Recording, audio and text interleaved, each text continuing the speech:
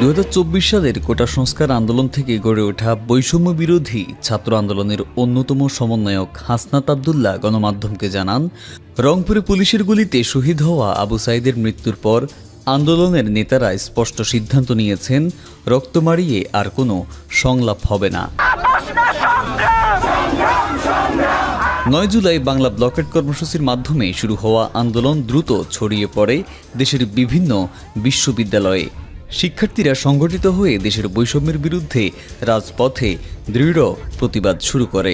মুক্তিযোদ্ধাদের নাতিপুতিরাও পাবে না, তাহলে কি রাজাকারের নাতিপুতিরা পাবে?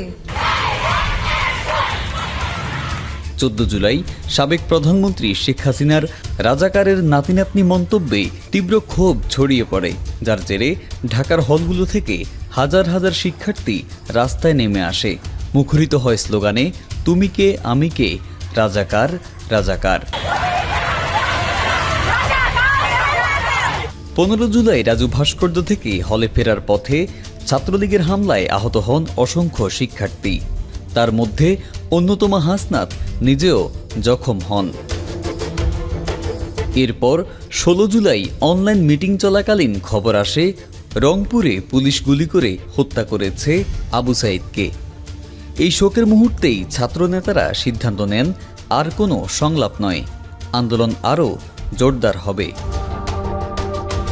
17 জুলাই ঢাকা বিশ্ববিদ্যালয়ে গায়েবানা জানাজার সময় নিরাপত্তা বাহিনী বাধা দেয়। জানাজা শেষে মিছিল থামাতে ছোড়া হয় টিয়ার শেল ও সাউন্ড গ্রেনেড। বিকেলেই সব হল বন্ধের ঘোষণা আসে, আন্দোলন ছড়িয়ে পড়ে। তার মানে তারা নিজেদেরকে রাজাকার হিসেবে পরিচয় দিল, আমি তো তাদের রাজাকার বলিনি। পরবর্তী দিনে সরকার সংলাপের প্রস্তাব দিলেও আন্দোলনকারীরা তা প্রত্যাখ্যান করেন।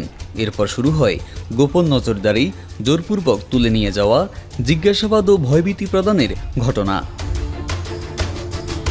হাসনাত আব্দুল্লাহ বলেন, আমাদের পরিবার নিয়ন্ত্রণে নেওয়ার হুমকি দেওয়া হয়, আমাকে কিচেনে নিয়ে গিয়ে থাপ্পড় মারা হয়, নামাজ পড়তেও বাধা দেওয়া হয়। সব কঠোরতা সত্ত্বেও আন্দোলনকারীরা অটল থেকে বলেছেন, গণতান্ত্রিক অধিকারই তাদের অস্ত্র, সংলাপ নয়, প্রতিবাদ চলতেই থাকবে।